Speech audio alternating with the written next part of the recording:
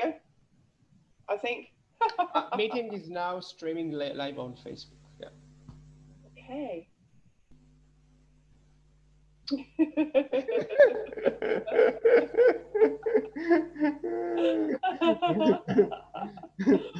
Okay.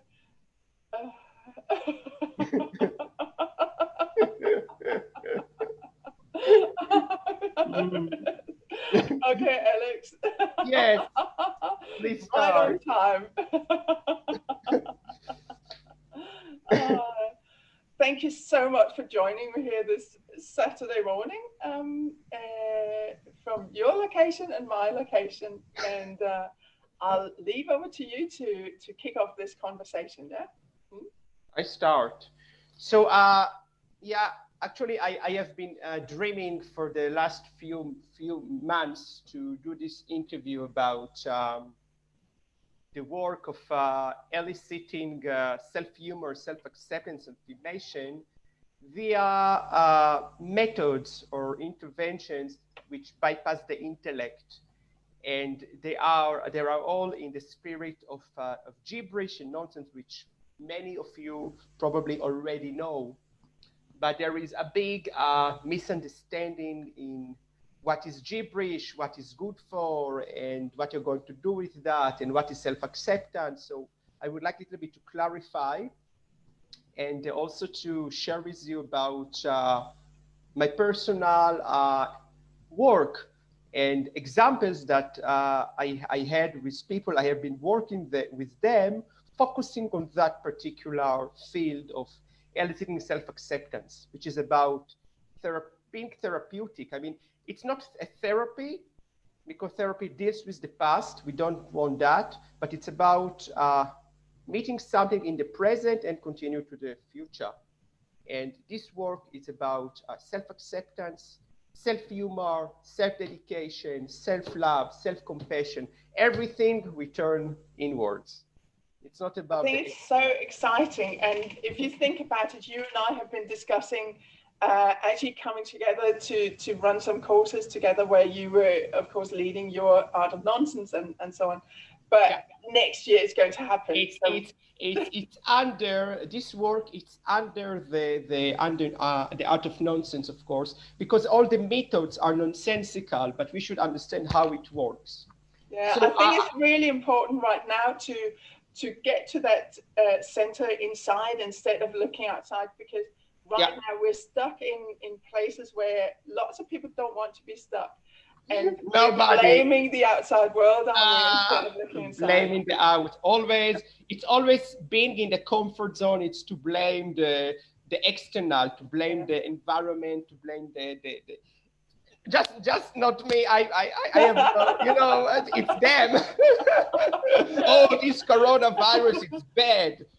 I'm going to tell you. In a future, in the nearest future, I will be telling that Corona was a good thing which happened. I also tell it now, but in the future we will see it more and more, because the universe has its own logic. When I say that the gibberish theater, the existential gibberish theater, which is the universe, it has its own logic. We cannot understand it with our calculative linear mind, mathematical mind, because our logic is limited. But the universe has its own logic, and according to its logic, it wants only good things for us, not bad things. So I think for a very long time, people have been trying to understand things from a logical perspective, but because of how it's changed over the past, 20, 30, maybe 40 years even, with our awareness increasing about what it is, how we can surrender our self or our ego and become more self-awareness and more in union with ourself inside. I think that's so key. Union with ourselves inside. We go inside, as you're saying. To be united with our hearts, and always to be kind to ourselves, and always to develop self-compassionate attitude towards ourselves and to embrace ourselves. That's the first step to self-acceptance. But I would like to start with some introduction related with the with the use of this paradoxical provocative coaching, which is big part of my work. And Can I interrupt you for a moment there, Alex? Yeah. Because Yeah. you're saying introduction, and I totally forgot my manners in introducing you. Oh yeah, please do. Alex Sternick, you. I first met you in 2011 when your title was the Gibberish Professor from Israel, and I trained with you back in 2011 in Gibberish, and you changed so much over the years, and really embraced the whole concept from the more inside of yourself, and it's just been fantastic to watch this journey and now be part of it. Because we're all on a journey, aren't we, to find ourselves in some way, or find out that it's not everybody else's fault. Yeah, thank you so much. So really, I'm so chuffed you're here with me. Yeah, yeah. And you have so many more titles to your name, but yeah, Alex. The titles are not important. The essence is important. Now it's the time to connect with the essence. And the essence is one. The essence is only one. Whether you do things with open heart in the end or with a shrunk heart. Yeah.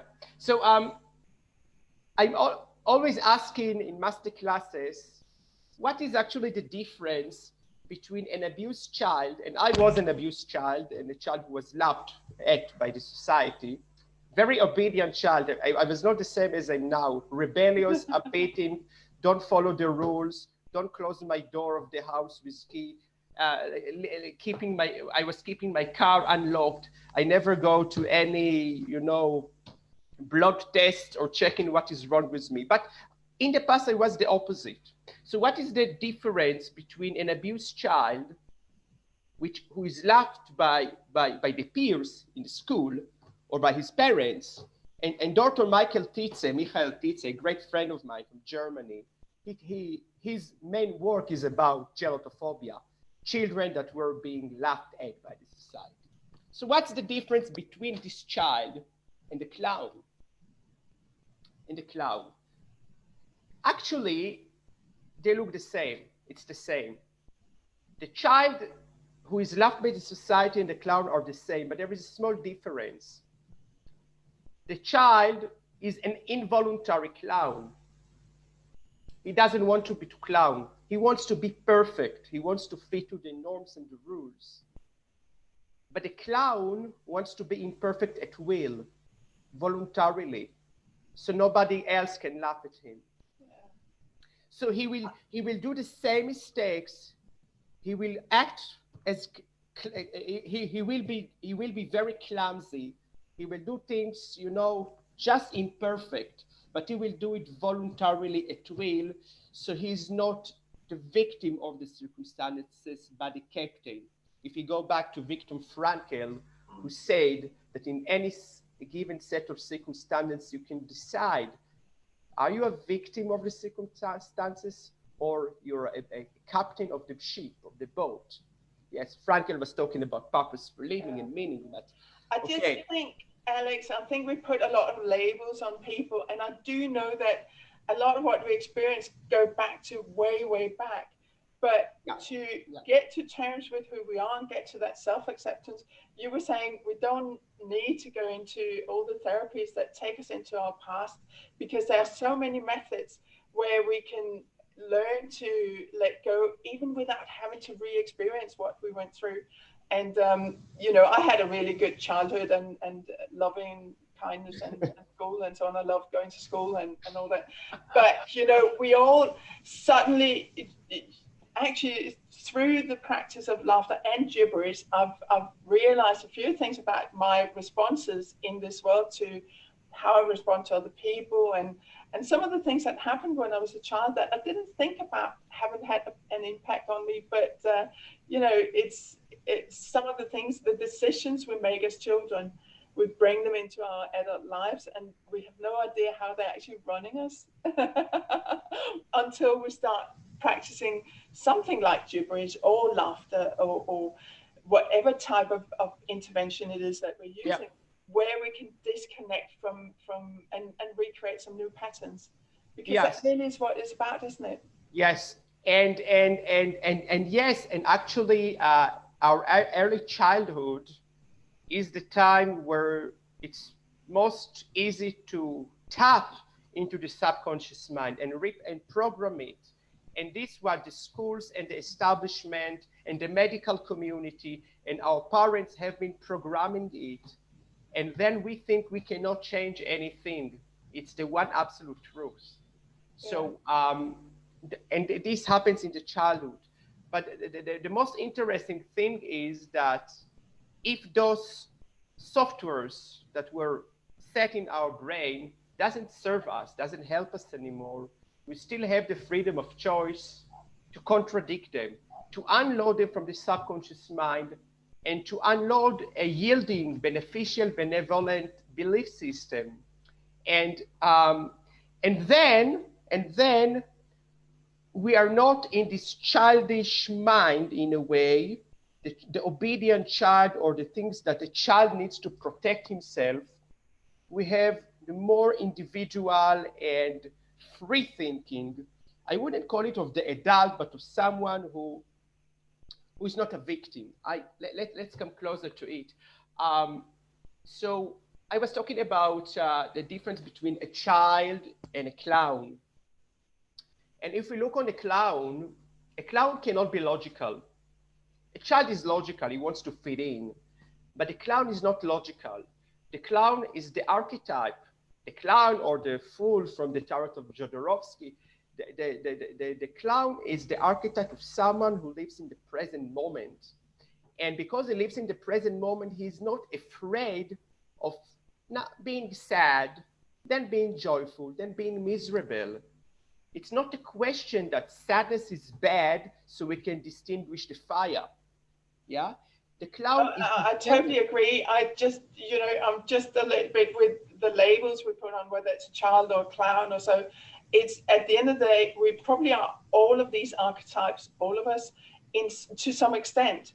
And it's just finding a method or a way that we can tap into what is the most authentic way of being. And the most authentic way of being. And where I was. So, where I was, Lotte.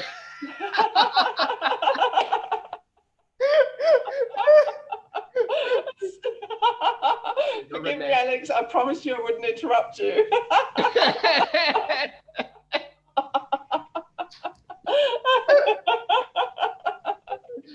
The child, the clown. I was talking about the role of the fool, Jodorowsky, of the clown. So today, because I know many people who like laughter therapy and laughter coaching and games. And also people who call to us, people always complain, there is so much sadness in our life and we want to be happier. And we want to do something playful and childlike. And I say, okay, that's good. That's a good start.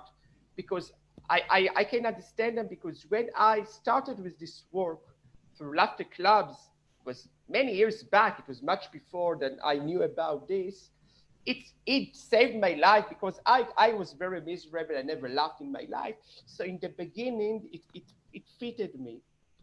But people always have this thing that they don't accept themselves as sad. And what they want to do is to distinguish the fire. We are programmed in this society, if there is a crisis, we need to distinguish the fire immediately, or to fix, or to bring a solution. There is no time. And in our courses, what we do, we allow people to sit within the fire, for a moment, to enjoy it. So you become the captain of your weakness. If the fire is your weakness, it's your shame, it's your fear, it's your sadness, you own it for a moment before you do the move. Like the clown. The clown can be sad, then he can shift to joyfulness, then he can shift to other emotion. But happiness, if we talk about happiness, because this is the most important for us, our general purpose of life is being happy. Then you can ask, but how you can be happy? Okay, you serve your purpose, you serve yourself, you dedicate to yourself, right? There are everybody should have a different role in the universe, but the general purpose of living is happiness. And the dynamic movement, Dr. Goodhart was talking about motions and emotions. The dynamic movements through the emotions is the happiness. And when people say, no, the sadness, the depression is a bad thing. Yeah, this is what people say. They don't see a depression a good thing. And I say that's not true, because the depression is the reminder for you that you want to live here, okay? You really want to live. One of the things that Annette Goodhart was talking about was the going through, like you say, it's not necessarily to be clinically depressed or anything, but it's working through the emotions, like you say, and feeling it and being in the presence of it. This is the self-acceptance that we're talking about. But the thing is, because, you know, the often people see it as laughter and tears as the opposite, where it's not. It's just flow in life where sometimes you've got to cry before you can laugh, and laugh before you can cry. And that's really, really important. I tell you what, Alex, for a long, long time, when I started doing this work, I felt that I had to be seen to be laughing all the time. And suddenly, you know, when I started running my business full time, I felt there was some imbalance. And I started embracing this whole thing about sobbing. So I started crying. And it's one of the things when people come, for example, to laughter yoga training, it's all about the laughter. And when I teach with Mel Block, for example, we're all about embracing everything that comes in. And it really is one of the key things that we can embrace the tears just as much as laughter, because otherwise we become imbalanced and incomplete human beings. And we forget that all of what we experience, it is just a human experience. And on the other side of tears and laughter, we have that concept of happiness and feeling whole and complete. So that's true. As we become authentic with our emotions and the present, then the emotions, their role is of impermanence. They don't stay longer. But when we try to extinguish the emotions, when we try to cover up, when we try to hide, like people take antidepressants, so of course the depression will last forever. But people say, no, take an antidepressant because you will feel more vital, but you will feel more vital for a shorter time, but you don't come to the source, to the roots, what caused it. And of course, in depression is a lot of the opposite of self-acceptance. We're talking about self-rejection. Self-rejection is the opposite of self-acceptance and self-hate. So, all the idea to in working with HumorDrama and with the provocative coaching, paradoxical coaching, is quite the same, by the way, and self-clowning, quite the same. Different words, the same thing.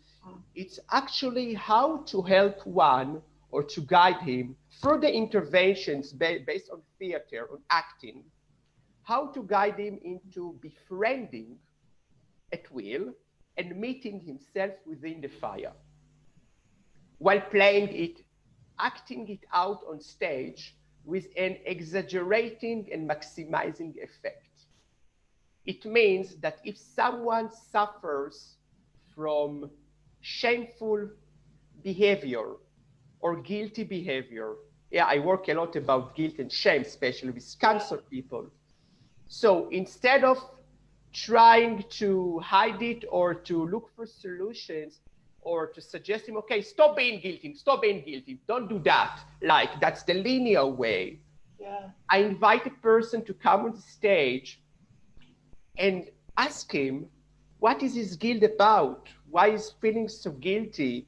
And to whom he wants to blame for that. And, to talk about the narrative, but then we do an intervention because the person can talk about his guiltiness while feeling it, and then gargling water in the mouth, trying not to spill and not to swallow. Or sometimes I will tie him with scarves, Or sometimes he will be giving a cork of the wine bottle, and he will connect with the feeling, but on the same time, he's going to bypass the intellect, because this clownish intervention will bring a lot of laughter.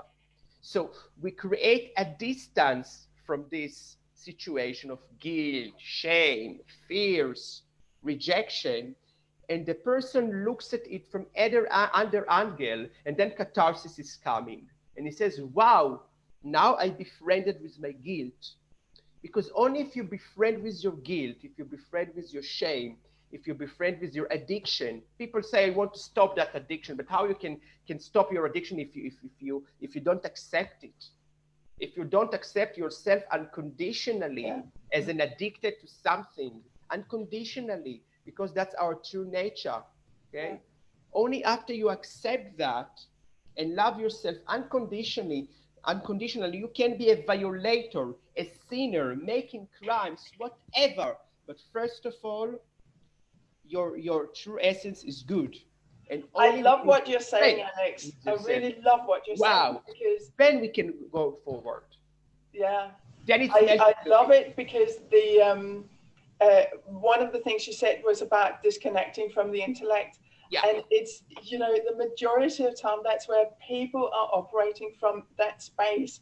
And if you're looking for solutions in there that haven't worked in the past, chances are they're not going to work now either. So it is about playing with, like Annette Goodhart was talking about, playing with the pain. It's what we do in playing with pain in these interventions and so on. And it's, I love it, because it's so taking us back to who we are, instead of someone who was dictated to be a certain way when we were young. Like, you know, lots of people hear that phrase, don't draw attention to yourself, and so on. So we put a lid on our self-expression, and it's about letting it out again without having that shame or fear or guilt, like you're talking about, in terms of saying what's so. And we can say things nicely without offending anybody, but as long as we're speaking our truth and our authenticity comes through, and that comes when we have that full self-acceptance, and the we look after ourselves as well. You know, you talk about the most important, and it's the most important. And we cannot. Now, I think we have a real chance, we have an opportunity to go deeper. Yeah. We cannot love the other person. We cannot take care of the other person. We cannot serve the society. People try to go on demonstration to change the world, but inside them there is a big war. How you can do something. And I believe that only if you have the inner peace, you can prevent the external war. I am so with you. Playing with pain, back to Annette Goodhart and to Charlie Chaplin, who say that to truly love, someone should take his pain and play with it. Whether it's a pain, whether it's a misery, whether it's a shame. Again, Annette Goodhart said, you want to be miserable? Be miserable, but try to enjoy it, own it, do it at will. True. Now let's see how it works. We know the homeopathy medicine, and homeopathy medicine works in a contradicting way to allopathy. Yes, allopathy. What is the concept of allopathic medicine? You give an antidote to the illness. Okay, you have the bacteria, you give the antibiotics. In homeopathy, like in paradoxical decisions, like in nonsense, if your logic doesn't work out, contradict it, do something else. Yeah. In homeopathic medicine, they are going to give you the same poison which caused the illness or the disease. The same poison, but in a diluted way, a little bit. Okay. In HumorDrama, in provocative therapy, in what we do, we give the same poison like in homeopathy, but in a big quantity. More than it really is. So it's more than it really is. Now how it works. It all dates back to what Viktor Frankl used in his methods of logodrama paradoxical interventions.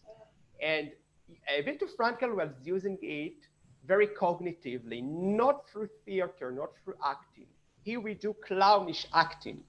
But for example, if I remember, so if a person came to Frankl and told him, you know, I have a big fear of talking for a public, speaking before a public. My fear is that when I will start to give my lecture, people will see that there is a water coming here. I'm perspiring. There is a perspiration. I'm very shameful that people will see me perspiring. And that's why it prevents me of going and speaking for public. And Frankl told him, okay, tomorrow when you need to give your speech next, before you come, you're going to imagine that today you're going to perspire 10 liters of water. You come with this insight of this, you want to let it happen. You come with the thought that today I'm going to show to everyone how much I'm wet from this perspiration. And when you do it at will, this fear is melting away. You don't have the same fear, the same anxiety, because you meet yourself with this problem, you befriend with it, and you say, I'm also going to show them that I have a problem, so nobody can laugh at me. That's logotherapy cognitively, of course. But that's what you're talking about in the paradoxical intervention. And I read your story about the woman who thought she was past her cancer, and then it returned. And I loved your story about how you told about how she decided to say, all right, so here comes all the cancer cells, and I'm growing them. Yeah, actually, I met her personally. It was unplanned. I met her. I was doing by myself. I was doing a therapy with the bee venom therapy, and she came to the same guy, and we met. Her story of not only this is the most important, of course. I maybe she didn't know nothing about Viktor Frankl, but she did it intuitively. But also, I thought she did it from your guidance and your intervention and so on through the talking with you. Say again. I thought she was a client of yours, and I thought that she... No, she was not a client. I had other people with cancer. No, she doesn't know me. She doesn't know me. Right. Okay, all right. I read about her in an Israeli newspaper and was inspired. And also my friend, who is a bee venom therapist, he told about her because she was his client as well. Oh, right. But this lady not only did that, she also... maybe unknowingly, she doesn't know anything about provocative therapy, I guess. She also administered another thing.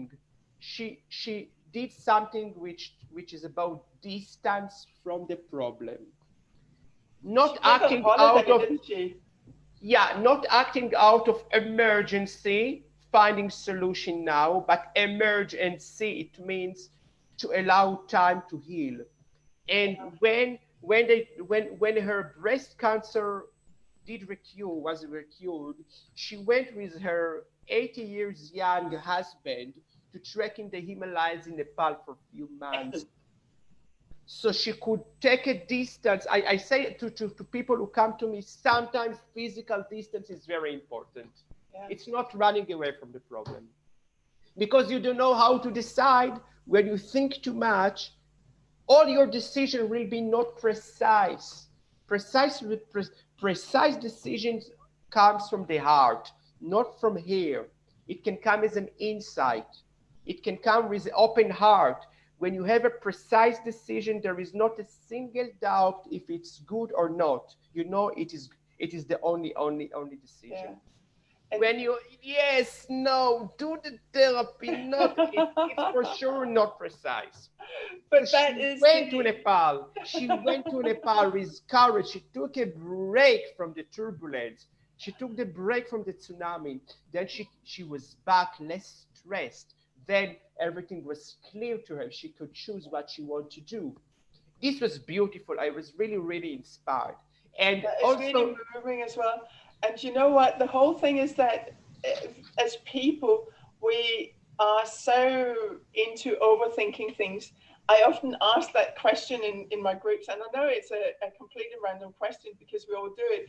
But when I ask anybody in the group who overthink things, and everybody puts their hands up, you know, it's an addiction. It's an addiction. Absolutely, absolutely. But if we can let it go through other practices and inspire our creativity and the part of us that are just being, then you know we can much more easily overcome things. And like that woman in your blog or in your article, I was really inspired by it too. Can I ask you, Alex, have you used this for yourself in a way where you've overcome certain things? Or you don't have to answer if it's very personal. Yeah. So in other article, I mentioned this story, and I have two stories about it.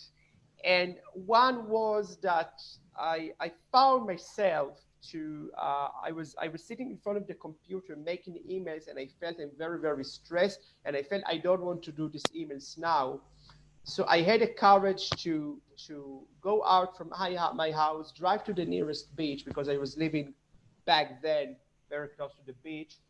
And in the middle of the day, forget about what I should do, what I need to do, what I must do. And I was just jogging and singing in gibberish, because I like to sing in gibberish, in sacred gibberish. And while I was doing that, I was bypassing my intellect, and many, many insights were coming to me, not by command, but they were just flowing to my mind, and I knew those are good insights. And then I called it a paradoxical decision. When you understand that something doesn't serve you in life anymore, you can understand it from an existential despair. Yeah. So you contradict it, you do the paradox. Then I gave another example, and which also relates with the work, is sometimes I wake up very, very despaired. It happens to everyone. And usually when people wake up very despaired, they don't want to do anything and they fight with themselves. Or some people say, maybe I go now, I will force myself to go and jog. I will force myself to laugh. I will force. People always try to fight with any inconvenient emotion.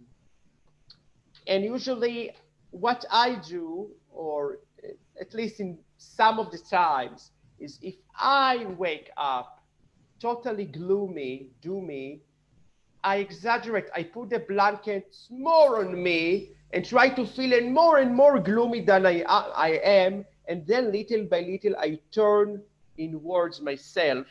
And then I say, wow, now I feel better, because I was given a full room. I gave a full space, a full room to that emotion. I didn't neglect it. I didn't hide it. I didn't try to extinguish the fire. Now I will wake up and I will do some act of self-dedication or devotion. It can be just cooking a hot chocolate. But that now is so I can powerful. You know, that is so powerful. And that's a paradox. Most of the people won't think of that. No, because we try to avoid those emotions and feelings. We try to avoid. And that's why it's so powerful to really have that moment of full indulgence in it. Yeah. Because that is literally what we do, isn't it? But people try to avoid it because it's wrong, because they grow up thinking it's wrong, because that's their parents or their teachers. The parents, the teachers, the society. This is depression is bad. You cannot be depressed because you should product, you should work. You should be effective. So there is you should be grateful. It's another one. You should be grateful. Grateful, yeah. Not average. You have to be the best. Well, Keith Johnston always talk about don't do your best. Just be average. Why you try to be original when you do improv? Be average. Then you lose the stress. You try to be perfect. You have a lot of stress. How you can improvise? That's actually true. I really appreciate Keith Johnston's work, because he tells, just be average, be yourself, be authentic. The same authentic with the emotion. Like a clown, today you're sad, that's fine. Give it a full room. You know, people ask me, so what is this giving a full room in therapy? So just an example. So for example, now I work with one person, consulted person, and he has a cancer. It's a beautiful work because we do on Zoom. Usually I was not agreeing to mentor for Zoom because we have this screening effect, this blocking, but cancer, it's too important. That's, I don't know why I came to cancer, no idea, but, and we were working 2 weeks ago about, he told me that while he was facing his oncologist in the hospital, he felt very inferior compared to him because the oncologist, he learned in the university, he's the expert, and he felt so small, he couldn't object, he couldn't talk with him. The oncologist was always, how to say, he was like doing this. He was telling him something, he was just, it's not important. He was telling him, you can eat everything you want. Nutrition is not important. So he felt very inferior. And I asked him, I guess there are many, many things you would like to tell to this oncologist directly. But when you oppose him, you are with him in the room, his energy like controls you. And you feel yourself very, very small and very small. And you don't have the courage. And I told him, because we were already doing the work long time, I told him, okay, usually I do the exercise in classes, we take another person. We need another person from the group. So I told him, okay, stand up, put your chair, look at the chair. Imagine that in this chair, the oncologist is sitting in front of you now. And I told him, connect with the feeling of what you feel towards him, because he doesn't listen to you. He doesn't listen to you at all. He doesn't respect you as someone who wants to go more in healing, more in natural healing. And I told him, yeah, connect with the feeling, look at him, and when you're ready, tell him in gibberish, with the emotion connected, what you are really thinking of him, what you are really thinking of that person. Tell him directly in his eyes. And so he connected, and then he started to speak in gibberish with the emotion. The emotion was not neutral. And I asked him, and how you feel now? He said, wow, great release. He said, now finally I managed to tell him exactly what I think of him. So he was giving a full room to express his true feelings. And this is basically the work that we want to express. We want to help people to express everything, but together with it, to separate the emotions, which are all good and authentic, to express them, to separate the emotions from the turbulent mind. That's why we use the gibberish. And you know what? The whole thing about gibberish, the whole thing about expressing the gibberish, I mean, I'm interrupting you again, Alex, because I'm really conscious also of time, But I think this is so exciting, because one of the things about gibberish is it's expressing those emotions that we keep bottling up. Because if you think about your client there, bottling it up, not saying to the oncologist what was there and so on, and you lay it on top and top and top and top, and at some point it would probably have exploded out in the wrong context, or in the context that wasn't necessarily related to it, because that's what happens. And do you know what? When I came to your training in 2011, I did it because I hated gibberish. I didn't hate it, but I just couldn't get it. And this is one of the things I tell as well people, that I didn't get it. And it's error number one when you try to get gibberish, because it's just an expression, and it's a release in so many ways. And I absolutely loved it. And I went on from there to just be a really, really keen promoter of gibberish when I did your training. So you have been doing it a very long time. You have been doing it very long. Other thing, what I'd really like to leave people with, that I really liked you saying, is that thing about we pretend to be average, even if we are so much more, because we as people are always striving for perfection, for bigger, better, extraordinary. And it would be fun to play with just being average. Being average at will and enjoy it. So if you can, we got 5 minutes left here. Oh, no. So I just want to say something like, the emotions are all very, very good, whatever they may be. The problem is not the emotion, it's not the sadness, but it's the thinking, our narrative, our stories which are related to the emotions. The stories are always not true. It's our monkey mind. It's our monkey mind. And usually when we do the separation, if we have an issue in life and we separate the issue, we say there are the emotions which are related to this issue, there are the thoughts, there are the body sensations. The body sensations are true, the emotions are true, but the story is not true. And the gibberish in this case comes to disrupt the story. The story, we understand that all this story we have been telling to ourselves for ages, why we are like this, why we have this shape, why we cannot find a partner, why we are so it's all not true. It's our brain. The story is never true. Everything we have in our mind about ourselves from the brain, usually it's not true. We are the ones who live, in a compromising way. Because people say you have to compromise in your relationship. Yes, I say no. There is only one way. It's to live your life precisely, fearlessly, improvisingly. You live your life fearlessly, but precisely. When you compromise, it's not a hot water, it's not a cold water. You do things with the shrunk heart. How you can be happy? You want to do things only from open heart when there is a full agreement of you to do things. When you feel, wow, I want to do that because I choose, but I feel that's right. So compromising is very logical as well. It relates to the logic. The logic say we have to compromise. I come from Israel, and in Israel, people were saying, if you want to make peace with the enemy, you should give the land, and you get peace in return. I say, no, it's peace for peace. When people work on the inner peace, there is peace. You cannot buy peace with giving. There is no. Compromising doesn't work. You should be precise. It's inner peace for inner peace. We should work on our inner peace. And then but what is the byproduct? You don't want to fight the other.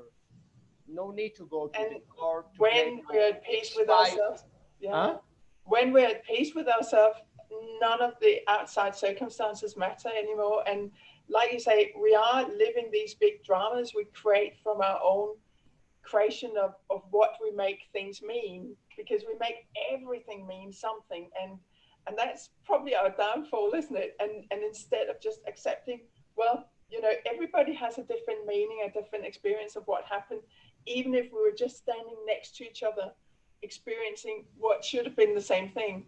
It is just a meaning, isn't it? And if we can let it go and be in the moment, because adding meaning removes us from the moment, doesn't it? If you think about it. So Alex, final comments here. We finish. And just another thing about the therapy, it's very important to say that in provocative paradoxical therapy, the coach or the therapist, whatever, is always the advocatus diaboli. He always stands together with his client or his consulted person. I don't like the word client because it's about money. I know, yeah. I mean, if a person has a problem, he's telling the coach can say, what's wrong with that? I have the same problem like you. So we start with self-acceptance. When the coach accepts his consulted person, then the consulted person can accept himself. They're always in the same line. I would like to finish with something by Ludwig Wittgenstein, a philosopher, mathematician, and he said that if people didn't do silly things, nothing intelligent would never happen. So to act in a silly way, to act paradoxically, to do silly things, you boost up your creativity, you boost up your right brain, You bypass the intellect. You know all the big inventors, all the big entrepreneurs. In the beginning, people said, "You are mad, you're crazy." You know that, and then they became genius. Yeah. Oh, absolutely. I totally. I love that quote. So thank you so much for sharing that. Thank you so much. Thank you for sharing you. We could speak another 3 hours. Are you kidding me? Yeah, of course, it's long. But Alex, now you're going to wave. Homeopathy. We're going to stop live streaming. Thank so you so much, Lotte, for this beautiful opportunity to share about. And I wish people are interested to delve into. There is a lot of materials, a lot of research, beautiful work, and I want to say, if you see that logic doesn't help you when you understand it, just do the opposite. The opposite doesn't work, do another opposite. C doesn't work, do D, do E. In the worst case, we are going to succeed. In the worst case, we are going to succeed. True. But I'm sure we'll be back, Alex. So just bye-bye to the live stream. Bye.